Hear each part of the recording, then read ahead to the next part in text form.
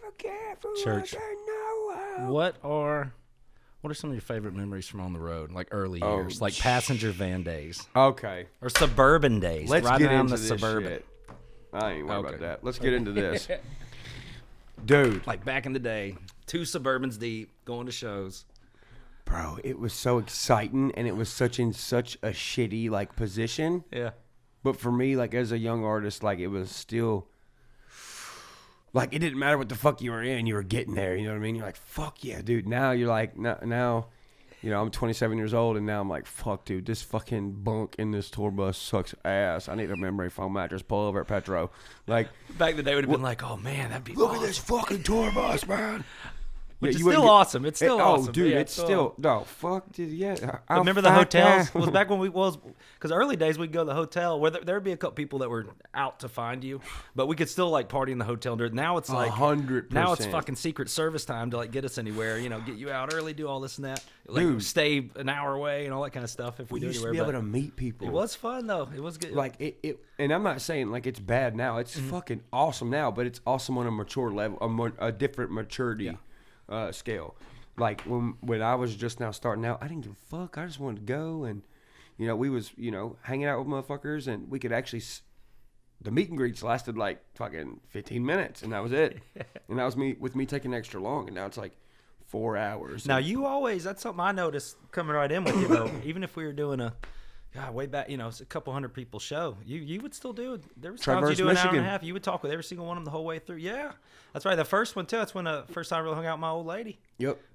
Yes, dude. But we hung out. We walked around. Me and my old lady hung out around there for. God, it seemed like we were there for hours. We were the last people there to leave. Remember? And then this last time we played, there was like ×2 of that. Yes, Crazy dude, this time. yes.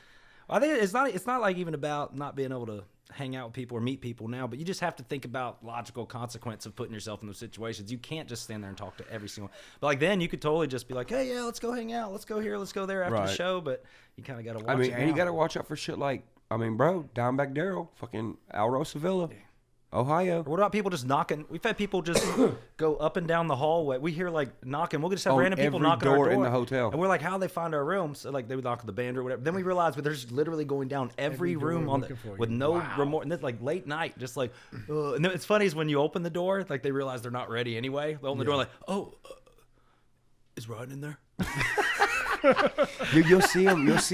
Dude, I had someone come up to my shit one time and look in my fucking little eye hole and be like, I know you're in there. I can see you in there. I'm like, Oh my god! Like, what do they think's gonna happen? I will shoot the fuck out of you if you come past this motherfucking door, bro. Like, I'm nowhere near my house. So for right now, this tiny square is mine. Don't fucking invade my privacy. You know what I mean? Like, and even then, even after we got the ex military guy that goes with us now, fucking Josh. Josh, awesome. Yeah, he's awesome. Even when we skipped from no security or like just homies or whatever that weren't really security to actual security, we already needed like almost instantly another step of security. Yeah. Because you got to remember that, I don't know what show it was, but we got back to the hotel and we ended up having to trick the people Knoxville?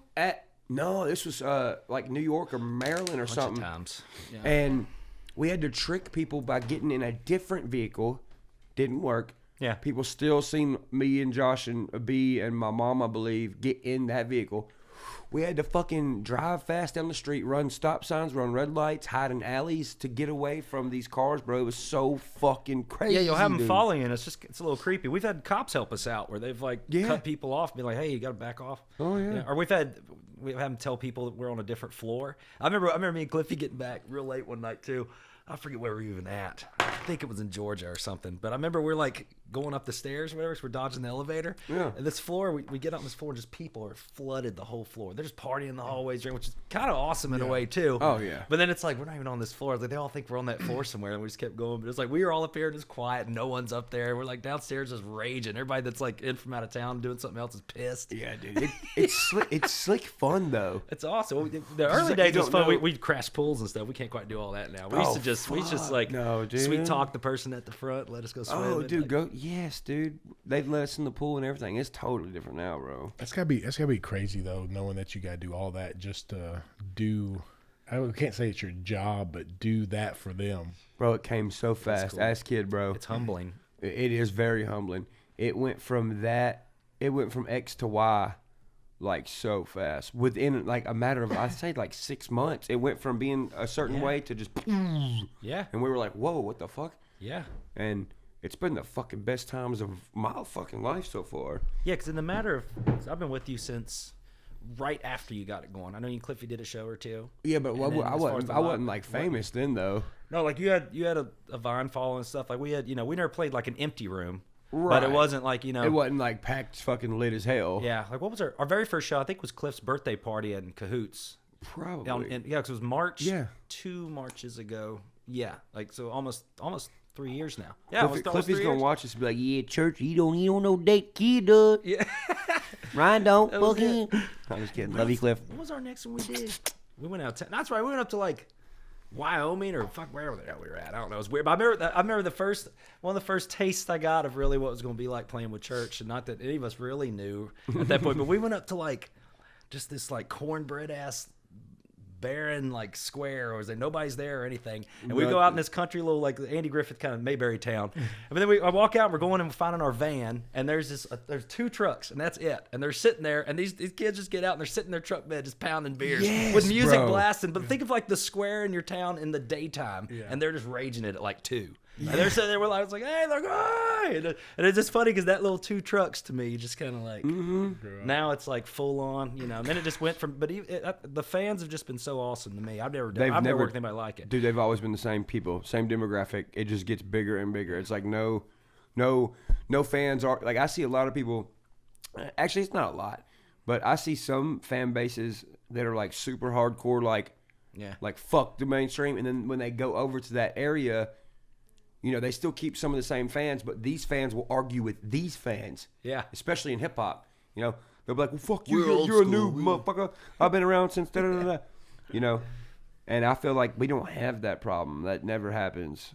I like the quality of it, because I feel like a big difference with our fans is that you think of like a pop band, people almost need to be told something's cool. They need to see it on a big stage. They need to, like, they may be a fan, they may like it or whatever, but they're not gonna, like with our fans right from day one. If we had 200 people at the show, they were all there still at like 2 p.m. in line. Like they're all acting like they were there to see Elvis from the first second. Yes. They're all going and telling 10, 20 people, and then that fan base grows, as opposed to like pop people are like, oh, I've heard that one song. Yeah, and it builds from there. And I think that's why we don't have that argument among the old and the new, because it's been real from the get-go. Like they've all been, there's been no pride. Like we were signing pickup trucks our first couple shows, man. Dude, no shit, And signing the actual truck itself. Dude, a kid brought a fucking hood. The hood of his truck through the line. Yeah. Hell yeah. We've signed Props quite a to few. you, Skim, with the hood. Hood Skim. Well, you signed the visor in Port St. Lucie. You got in that dude's truck and signed, signed his visor. Sean Tamron, we signed his. We did that show in Florida. When I went out and sat on that tailgate with all them boys and I was drinking with them and shit, that was fun. Yeah, it was awesome. But we used to rate me. But those days are almost those days are over, huh? Like just sitting. Just before shit. Travis, it was just us three, man. Me and Cliffy. Gosh, we just go rage back then. Bro, it seems like it was like just yesterday, but it was like 3 years ago. But that's still not a long time too. At the same time, it's not at all. How many albums since then? 6. 6 with like 4 waiting. 5. Oh no, bro! There's 11 out right now. Jeez, that's crazy. Yeah. The thing is like 3 years seems like a long time, but you know how fast time goes when you're having fun. Like like I can't imagine how fast 3 years is to you as it is to me. God darn. Well, it goes both ways though. It's like in our situation, it's like time's going fast, but time's going slow at the same time because we're like, why? It's like, oh goddamn, like. You feel like you've done so much in such a short And then when you stop, you're like, holy shit, everyone around me put out one album in the past 2 fucking years, and we put out 11. Not only did we put out 11 albums, we put out 11 albums within a 3-year period that covers 3 different lanes of music, and every single one of them Billboard charted, including the very first one. That's fucking weird, bro. It's crazy. It is, but it's because of the social media presence though. But you know what? A lot of people try to hold that against me too. They're like, oh well, it's not fair for you because you already had a social media presence, then you started doing music. Listen, bro, if people don't like your fucking music, they're not gonna fucking listen to it. They don't care who you are. They could like you as a person, and there's people out there that would still be like, yeah, there's but a lot of people in hip hop though. I mean, look at a lot of these mumble rappers that like have 22.3 million fans, and then you go on their Spotify, they got 2,000 followers, or not 2,000, but like 25,000 followers, whatever. Yeah. And 25,000 streams. Like But they're smart though, in the same sense, because they know that these catchy little quirky songs that really ain't saying shit are gonna get stuck in your head, and you're gonna look at them, and they're gonna be, have a cool style about them and shit, and they're gonna end up in these little Vine commercials and shit and become big songs.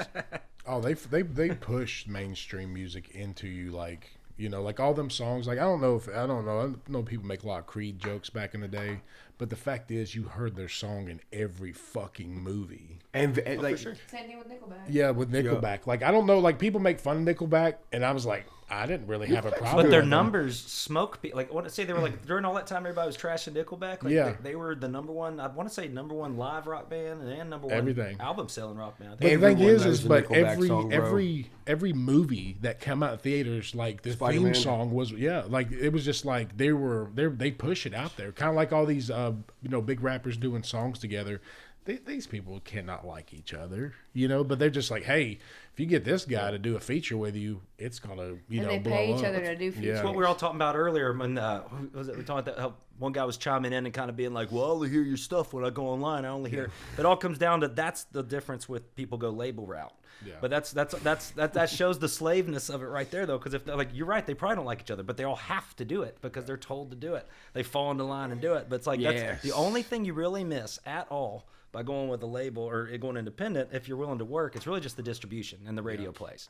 Yep. So at the end of the day, it's like you can't use that as the gauge of talent and success, in my opinion, because it's you can't just call a radio station and like you could have 300 people call and ask for them to play a song. They're still not going to do it because they're controlled by the dollars and cents. And I get it. I mean, it has to be that way to an extent, but that will change. Yeah, but that's to me what's so cool about it. Yeah. Hell, I can't even turn the fucking radio on without hearing a dumbass commercial. No one ever plays songs. You know why the songs are playing? Because they're not making any money anymore. Because the fucking record labels don't have the funds because their artist isn't making enough money back to have the money to take out their percentile to put back into the fucking radio station to buy their time slot to play their shit because ain't nobody fucking listening to it. It's a dying industry, man. Yeah. They have to reform That's it why quick, they have 10 number one artists a year because they keep replacing them. Yeah, and you hear the same motherfucker all the time. The fact you did, like when we started doing the Rock the South stuff, like that was, it's funny, like being the only independent artist up there, but playing the main stage with those guys like that. Yeah. You couldn't do that 10 years ago. Best believe we were gonna show our ass that night too. So when y'all are on the road, and I'm guessing y'all visit the same place several times, like performed at the same place. We haven't done a ton of repeat shows. If you think about it, like not really. There's like certain places we've done like 5 times maybe. Yeah. And if y'all watch that grow, twice a year, like y'all watch the crowd grow, like man, I remember we used to be able to see the back door and shit like that. That is one thing, honestly, that everybody. Damn, I'm sorry, I have to turn all my head all the way this way to look at you. But that is something we do look at all the time. Every time we go there, we're like, is it getting? I don't even know why we do it anymore. Some of these places, like the 1,000 Cappers, like, is it full? It's like, yeah, it's full. Like, remember the last time we was here, you could fucking see the floor, Yeah, dude. No, there are places like that though that we've been to, where it's been like, oh, dude, remember last time when it was half full? Yeah. And now it's like all the way over and over capacity 100, and there's 600 motherfuckers outside that can't get in. Or like Machine Shop in Flint. Dude, it's like 600, 800 capper. It's not nothing crazy huge, but what's crazy is we played there. We just about sold it out the first time. So owner's tripping. He has a Kid Rock. A lot of huge names have played there, especially when they were getting their up and coming stats. I want to say Eric Church plays some big country names too. And but there was only 1 or 2 that had the numbers their first show like that. So he's like, "Oh man, this is gonna be. I know it's gonna sell out next time." So I want to say we did 2 shows. We basically added a show every single time we've gone back, and they all sell out.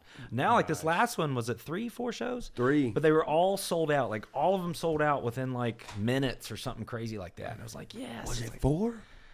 They talked about us being the first one to do 5. We just never did it because we kind of outgrew it. Nothing cocky, but just because capacity wise. And we don't want to do that to the people that live there. We don't want to oversaturate y'all's venue just to set a record for y'all, like a record for us.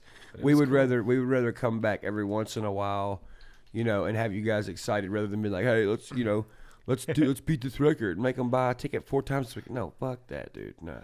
I won't be drinking that much Flint water. No. Too. And I don't even know this. Have y'all even had a show in Nashville? One time. One time? One time. Tell them what happened. I won't even say. I'll let you tell them. It was a free show which was really cool. And we never have done a Nashville show. I'm dying to do another one, but one day. This just was years as like ago. a middle finger to. Yeah, it was right the very. I remember because it was January 2017. Well, because my best friend at the time or my best friend passed or whatever, not to be a downer, but that had all kind of happened at that same moment. And I remember it was really cool to me because we actually that night we dedicated the show to him. I had the whole crowd like yell his name. That was really cool to me. I got that on video somewhere. But I remember it was the beginning of January 2017. What was awesome about it is we did Mercy Lounge in Nashville. It was a weeknight, and it was last minute. Like within I think, we have 5-day notice, 3, 4, 5-day notice. He posts about it. So all of a sudden we say we're doing this show. Like we're on the balcony just chilling. I'm like thinking, okay, people are starting to get here. And I forget the way they do that bar is like on the other side, at the other side of the block, they line everyone up there and they make them wait. And we're like, what are those people? Like, holy shit, is that the people come to our show? And they like trucked them in like cattle when it was time. It's just huge row of people come. Looking. It instantly like sold out. They had them come in and it was a free show. But like they didn't even it wasn't like throughout the night it packed out. Like the first rush packed it out and then they turned people away. Yeah. You got all our friends down there calling us like, hey, come get me in, come get me in. Too many people. It was wild, hype. bro. They crammed it in there, but it was. But it's it cool. literally ended up looking like that one scene in Jumanji, and why I say that is because so many motherfuckers were trying to get in. It was already over capacity. People were going around to the back of the fucking building trying to sneak in the door. Fucking one person would be asking the guy at the door something while like more were slipping in behind him. Fucking, it literally felt like motherfuckers were leaking out the windows. It was the craziest shit ever. And it was then fun, though. It was so fucking fun. And then after the show was over, there was nothing but burnout. Dude, all you could see is white smoke and burnout marks. And you're talking about, this ain't out in the fucking country, this is bro. downtown This ain't out in Nashville. Dixon. This is in the fucking middle of downtown Nashville, Everybody bro. was that hype. Like, right off after the Broadway. show. Dude, And there was a Preds game that night. That's all you could hear. Everybody's just. You hear all the different pitches of tires burning. It Like, sounded like there's you're a in Honda. Like you're in a fucking police truck rally. sirens. You felt like we're at a truck rally, dude. You walk out. It was kind of a dangerous feeling. It was like just Well, stuff and it's raging. also like in a not great area of town. Like it's Yeah. it's like Where kind was of that at? It's Mercy Lounge, Bro, we were we had that whole kinda- street jumping, Yeah, motherfucker. there's a couple creepy clubs where I think the like ghetto. yeah. Like- yeah, Oh, that's that the was- ghetto for that's sure, the, Oh, the it's swing like- joint street. no, it's the right there. projects. Like the Not that projects night are it right wasn't. next Is door. that the one on across from Charlotte? That was a trailer park. No, that it's right night. next Bro, door. you ain't lying, bro. It's behind. Joe Dirte Bridgestone. showed up with the scam. It's kind of behind Bridgestone a little bit. That was fun though. But that's the only one we've done. And then of course it's probably easier for church though, just because it's like everybody and their mama's wanting that free ticket. Oh god, especially like at a hometown show. And I don't mind doing it, but like my family members don't get it. Like I'll get every single one of my family members in, but every single one of my family members will be like, "Hey, I got this guy that wants to come, and he's a brother, uncle, daddy of this dude that builds fucking tires." And I'm like, I can't get all these motherfuckers in here. Can I bring my college class with me? Say shit. Yeah, if we do another one though, we just gotta tell them because your fans love you enough. They'll just be like, "Look, I have to basically do no guest lists. It's like if you love me, just understand that. Like if I let one in, I gotta let all of you in. Yeah. Oh yeah. My family can come. Oh, this ain't got nothing to do with my fans. They're great. I'm talking about my goddamn family. Fucking talking about, hey, can all these fucking people come? No, motherfucker. That's what a family reunion's for. What you gonna do? Come get fucked up with your fucking uncle, cousin up church over here? Fucking smashing beers, smoking pot on stage, and yelling cuss words? Right. You meet all your new family members that night. Shit. Like, this is your cousin. You remember him? Yeah, I held you when you were 3 months old. Bro, I've had people for real.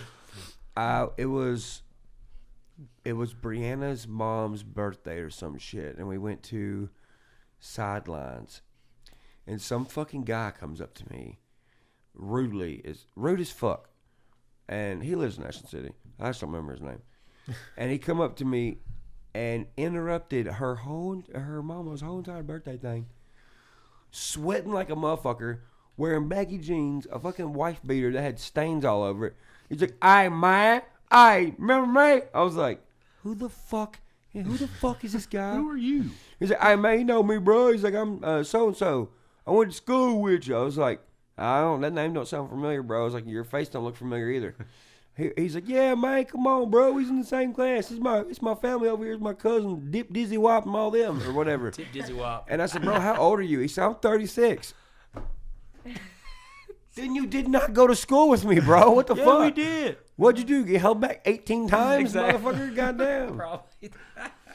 Oh, the first few stories I ever heard about, just before I met you, like they were like, yeah, I know him real well, and you know, I've heard bad stories and I've heard good stories, and you know, and the thing is now that I'm around you, I realize like I've never seen none of these people over here, and so I actually want to. Oh shit! I actually want to go up to some. I was like, hey, you remember when you told me like you were like real cool? Like, Bro, I haven't seen you at all. 40-50K worth of jewelry. 40-50. I have a question. Man, you got like I got an answer. 50K worth of jewelry on. This is like Mythbusters, but about you. The first time I ever heard about you, when I first moved to Nashville, because I'd heard, like, I'd watch you on Vine or whatever. Right. Back when I was in high school. Whenever I moved here, and the first thing I ever heard about you from somebody else, and I can't remember. Come on, spit it out. I'm dying now. You got me anxious. That you tried to stab somebody with a pool stick at Cahoots. Or Silverados, one or the other. And this was like 4 years ago. I don't think. I wasn't gonna stab that person. I was gonna hit him with it.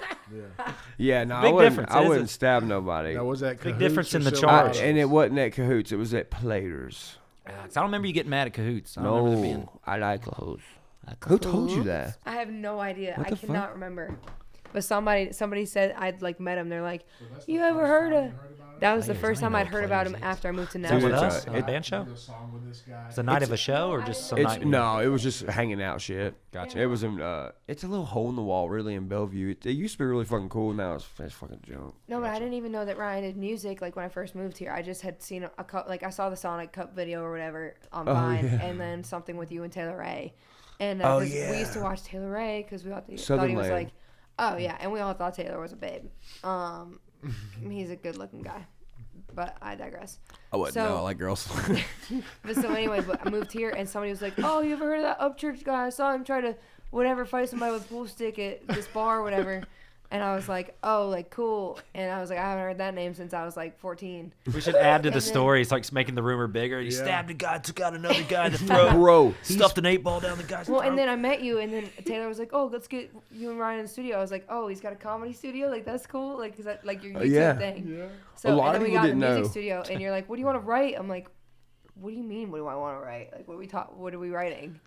You I remember don't think Kid. I think Kid was like touring the fucking world or Europe or some shit when I was on Vine, weren't you? Yeah, I wasn't with you. I This wasn't was with you then. 2000. Yeah, this was like 2011. super long ago. Like I wasn't even trying to get famous. I was just like playing around on Vine. This Like was Yeah. 2011. yeah, it was a long time ago. You know, and that's a thing too. You know, on one hand, it is amusing, like especially I'm talking like older guys, where we talk about like having to pay your dues and play for empty rooms and do all that to get up to a place. And I remember earlier you mentioned something about where people were like, oh, he got to just kind of basically walk into it because of the internet, but you're still paying your dues online. But and that's I'm shown taking- because look at all the trillion of people that are trying to be personalities online and are not The pulling it off. people, Like, yeah, it's, the people that say I haven't paid my dues, stopped and don't want to go any farther. I'm just taking bigger steps than you. Don't fucking be mad at me for taking bigger steps than you, and you was taking baby steps, and now you're getting tired, want to stop, motherfucker. thing is, we have paid the dues. It's just, yes, we've paid the- like Bro. like you haven't played a lot of it's like like I remember being in bands, especially when I was younger. Where there's times we get there, there's like fucking 12 people there. But the thing is, it's like you did that. It's not like you walked on Divine and walked on all these platforms with like 20,000 people watching you right off the bat. Right. You have to build it somewhere. Right. And that's how it did. It's interesting to me though. Like it's cool that there's those other paths. Like it's neat that that's how it is. It's cool that you can start something and that's the new organic. Like that's cool to me though. It's taking something a digital platform and finding a way that you've made it organic. Oh, dude, and built from there independent. So And they can't even say that because I started making music on the internet when I had 160,000 subscribers. dude, no, I heard So they can't say nothing about you that. played for me. You were in high school. I think Yes, you might even bro. went by some other name. You had this Yes, little I moment where went you're like, by my I'm gonna be a middle rapper. and my Yes. first initial and my middle Have initial, you guys bro. heard that? There's like stories like 16 or something, 15. Yeah, it's and his it's- first rap song he recorded. Yeah, and it's kind of I actually remade the song on Cheatham County. That's how close together it was. Awesome. Because it was originally it was Bad Motherfucker, but it was the original version. that I had made, and it was old as fuck. It doesn't even sound like you. It's a trip because you were a kid then. Well, not only that, we were also recording on like a PlayStation headset mic and shit like that. So, you know what I'm saying? I could sound like a pissed off white kid talking shit on Xbox. What was your name before? Huh? What was your rap name before? My first and middle initial RE. RE. Mm-hmm. Sorry. Isn't that awesome? That's Well, see, great. I'm a late up church when it comes to music. Now, the first time I ever even saw him, I worked at the sheriff's department, and he was doing those cop videos. I talked some shit to that back then too. Yeah, and then so the first time I ever saw, they were like, he's like, hey, check out this. He was talking about, and they were like, this officer, and it's whenever Bree comes like about your tattoos, and this is the first time I ever, because I'm pretty sure I saw his vines, but I wasn't following him like that. But whenever I saw him talk shit about this officer who I didn't like either, this guy's cool. I was like, this guy is awesome. And then so I went back, and that's like the first time I went back and watched like everything he ever put out. And then as far as music goes, I heard the hits around here, but I never really picked up and listened to a whole album until Creeker, honestly. And that's cool. And then, like, well, you hardly have time. He puts an album out every week, and then you're like people are like, I'm behind, man. But like the Cheatham County was like, man, everybody. You couldn't even like someone said this guy that says Upchurch guy. There's no way he lives here and not know who you are. Especially the fact that it's got more views. It's just him trying to be a prick, and he's not good at it. Like I couldn't even tell you which album Rolling Stone was on 8 months ago. I just know that was a good song, and a Rolling Stone. I couldn't tell you, like me personally, because like they're like, what album was on? Fuck, I don't know. I just know I like that song, But like Creeker, from Creeker on, dude, I know every song like word for word, awesome. because I'm a fan now. I went back and listened to his older stuff, and it's great, It's just early. It's just early. Well, like I said, I'll skip. But these last few albums, last three albums, there's no skipping. And that's what I enjoy about making the music. Like, going and looking back, I don't think, I'm not like, man, I fucking hate those old songs.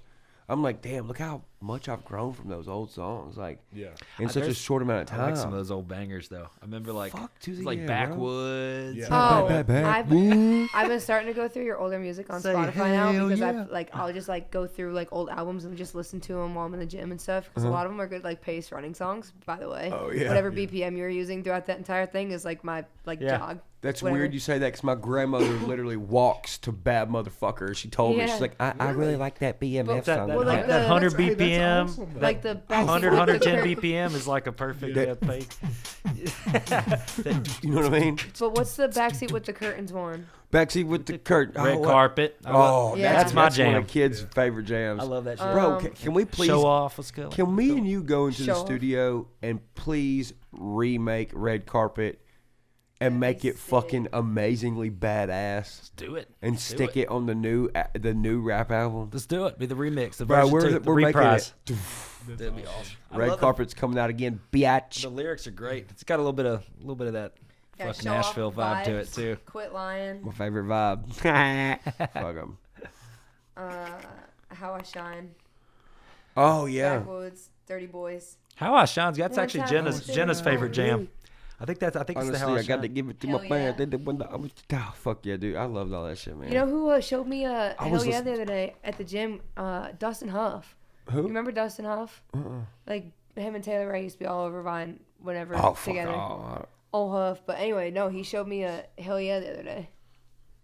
Okay. Yeah, that's the old I'm talking about. Was like the yes. the Backwoods Hell Yeah. I'm trying to remember the tracks on that. What were some of those other Cheatham tracks? On the Cheatham album. Ghost. Yeah. Well, wasn't no Ghost was later too? What Ghost was on? Ghost was Cheatham County, wasn't it? No, I think it's after that. Shit, I don't even know my own fucking music.